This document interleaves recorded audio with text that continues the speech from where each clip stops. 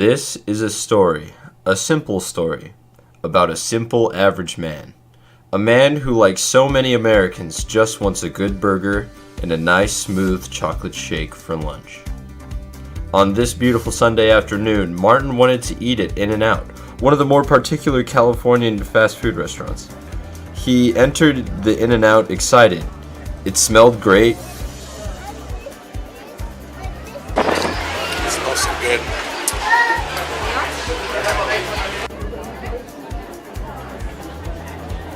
Heart failure was nowhere to be seen.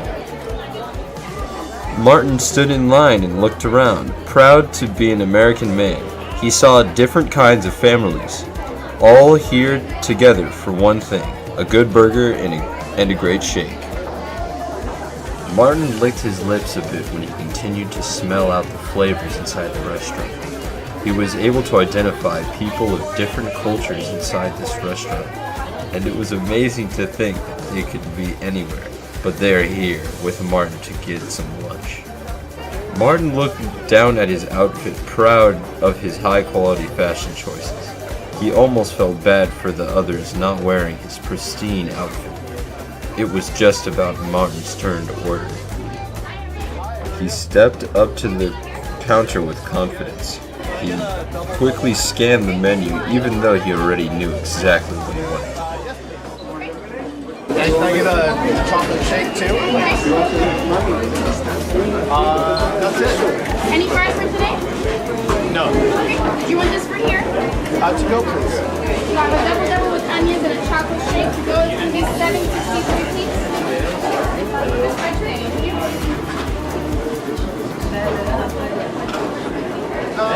Probably this time.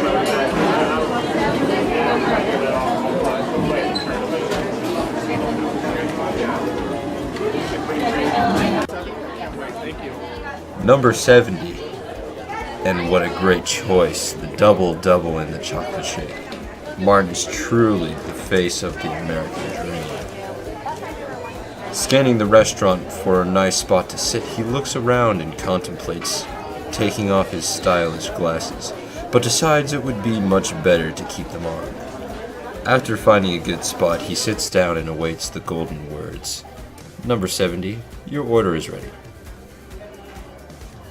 Starts to drift off into a magical daydream about what exciting feats might come next in his life. Reminiscing about past burgers and shakes, he can hear a beautiful laughter of children outside. He remembers picking up his shake, but it being very difficult to drink it. Martin pushes the small straw depression taking over his brain aside, and continues his daydream, where he is the leader, and everyone looks up to him. Just an average guy being an average role model. He snaps out of this unrealistic daydream rather quickly when he hears the lady call number 49. 49? I'm 70. I gotta wait that long. I'm hungry. It smells so good in here. This is hardly a bother though. With such good food waiting in Martin's future, he drifts into another daydream while staring at a father, whispered, yelling at his kids, probably wishing their mother was here to help him. The smell of grease snaps him out of another daydream, and he starts to anticipate his number being called. Martin sticks his head up over the wall and stares at the beautiful food only a few feet in front of him.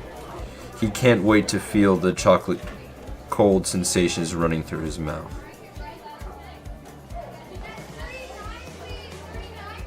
Can't wait to wrap my lips around that chocolate shake straw.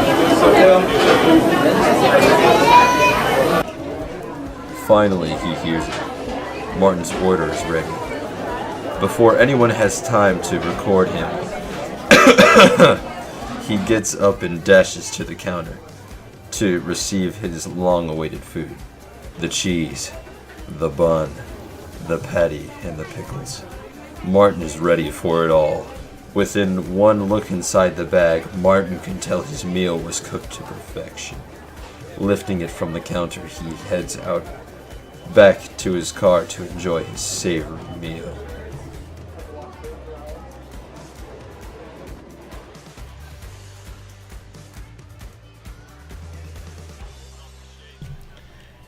He exits the restaurant, and out of pure joy, heel clicks.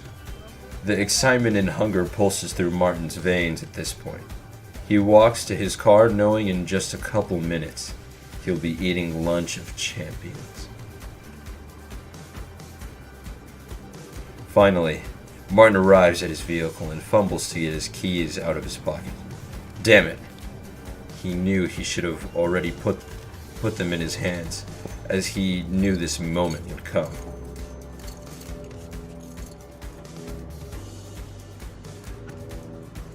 Yes, this is the moment. Martin got the car door open and gets into his vehicle, ready to feast.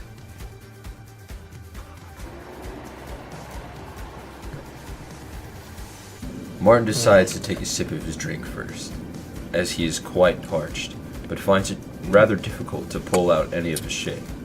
He remembers the fond memory of the last time this happened, which is every time he eats at a food restaurant. Deciding it is just better to start with his burger, he opens the bag and smells his tasty burger before taking a bite that will surely enclose all the flavors.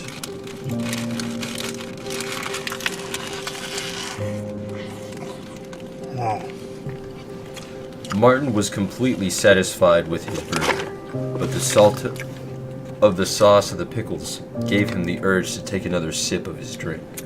Once again, it was so difficult to drink his drink. Why? That Martin sunk Why back do they into do the this to small me? straw depression, not wanting to give up his whole meal to the depressing shake. He takes another big bite of his delicious burger and tries to slurp his shake once more.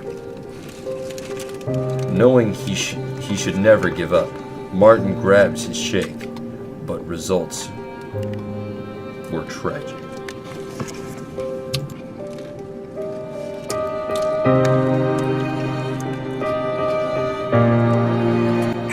Is this what hell is like? One last desperate attempt sinks Martin fully into the small straw depression. Why is it so difficult to drink his shake?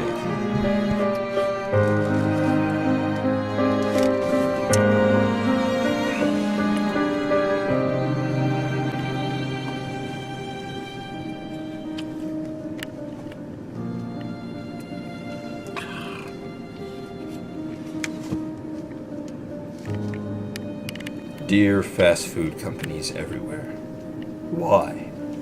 Why are your shakes so good, yet straws so small? Maybe you've never tried to drink one of your shakes with such a small straw. Or maybe only the most important people are given bigger straws to save them from the small straw depression. Or maybe you could care less about the depressing straws you hand out because you really are only in it for the money. Every time valued customers like Martin and I are met with the task of drinking one of your shakes, we want to burn the memory of it immediately after, only remembering the great taste. Why? Why would you put all of your valued customers through this pain? Simply for the hell of it? Or because it excites you? How sick do you have to be to not only serve such an amazing shake, but then make people suffer by drinking it? I know you might be thinking, why can't you just remove the lid? That would end your suffering. You're wrong. You are completely wrong. Removing the lid would put us at risk for a serious spill and a dry cleaning bill. We can't take that risk. We have to save our money and integrity for another fast food visit. And let's say we don't spill our drinks. Then it would be okay, right? No! You're wrong again. Then we would drink it too quickly. The balance of drink to burger wouldn't be right. It would be off. We would never experience the correct levels of the taste that the chef hopes we are able to experience, while he or she makes my burger with care. The chef, however, I'm sure of it, hopes we don't suffer. When they see our smiles at the counter, they are ready to give us our food, and they can see the bright sparkle in our eyes. I know they're brought down knowing that we will suffer when we try to drink our shakes. So why? Why can't we just be given bigger straws? Is that so much to ask? Would you suffer giving me a bigger straw the way we've suffered for so many years trying to peacefully drink a beautifully made shake? I think not. I think you'd find that when given the opportunity to help a civilization of people crying out to your fast food companies for bigger straws, you would be very happy to grant one true wish. Please, lift us all from this small straw depression and give us bigger straws. It would make all my dreams come true.